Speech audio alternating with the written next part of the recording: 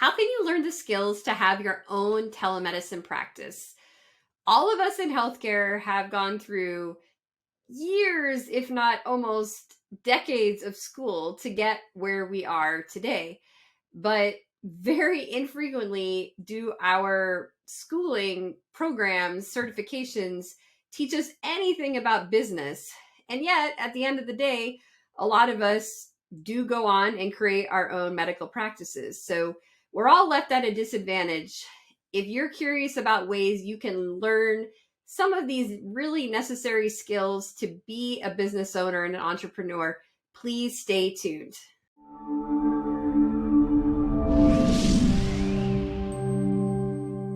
Hi, I'm Dr. Annie DePasquale, the owner of Collaborating Docs. We help nurse practitioners find amazing collaborating physicians. Today, we're talking all about ways that you can learn skills to help you be a successful business owner. So the first skill is to actually take business courses. It's never too late, right? So we've all gone through many, many years of school, but it's always fun to audit or take a class at a community college or a local community center, perhaps online. So you can Google and look for business courses that apply to the things maybe you need to, and want to improve upon. So especially important are marketing, advertising type classes, financial classes, things about bookkeeping. Maybe you're needing to get caught up on how to manage social media and branding. So whatever is sort of your weak point, take a class in that and skip over the things you already feel comfortable with. Know it all. So if you are really going to be successful, you're going to know every single part of your business, even this little teeny tiny minuscule tasks that may come up when you may hire people to manage certain things for you, but when they call out sick or there's a snowstorm or something happens and it falls back on you. So starting from the ground up, you know every part of your business well enough to train or teach someone else to do it. And then if they are unable to do it, then you can step in, train the next person. So you really want to be a master of everything involved because it's your own thing, your own business. It's really nice to connect with subject matter experts. Some people call it SMEs. So if you have a question on a particular thing you really just don't know a lot about, you can go out and find an expert in that topic and it'll save you a lot of time. So talking to an actual expert, I do this a lot. I have my own method where I use Upwork, a website with freelancers that are experts in their field. And if I say have a marketing question or maybe a couple questions that I want to get different people's opinions on, I always do 3 people. So I hire 3 people on Upwork who are all experts in a certain topic. I pay them each for a 1-hour Zoom consult.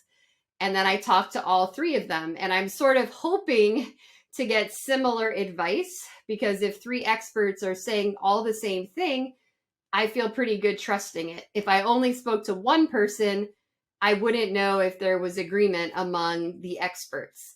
So you may want to try that when you have especially a higher level important thing you need to decide on. Talk to people who are the ultimate experts in that area. You may also really want to consider outsourcing those very time-consuming tasks.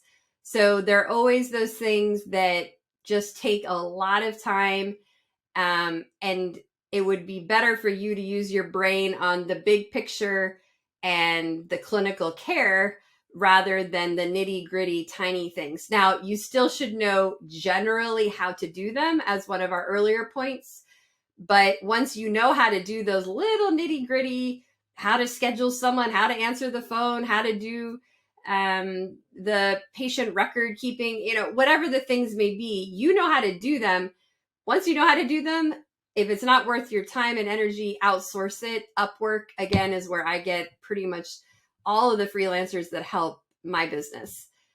DIYing, so do it yourself. Learn just by doing. So many people are held back and worried, well, I don't know how to do it, so I'm not going to do it.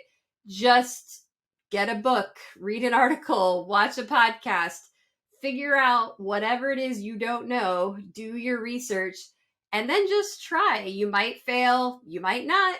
You might get it partway there, and then maybe you call in the subject matter expert to help you finish it off. Then you understand it, you can train someone else to do it. So just don't be held back by not quite knowing what to do. Figure it out. That's a real entrepreneur. Just get to a solution and make it happen.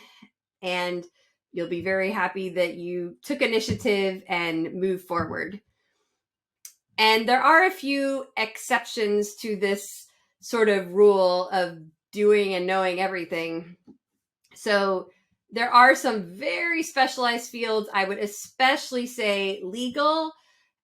I think, honestly, credentialing and billing, it's very complex. And to be able to master it, to be the master of Google advertising and know everything about it, and Facebook advertising, it's very complicated. So not a bad idea to take a billing or credentialing course or a social media marketing course, but I would say leave it to the professionals, because they're going to give you the most bang for your buck when it's a very high level sort of thing that has a very profound impact on your business.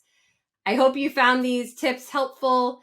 If you're looking for a collaborating physician, please click on the link below in the description. We're happy to help you from Collaborating Docs. I wish you much success, and I will see you next time.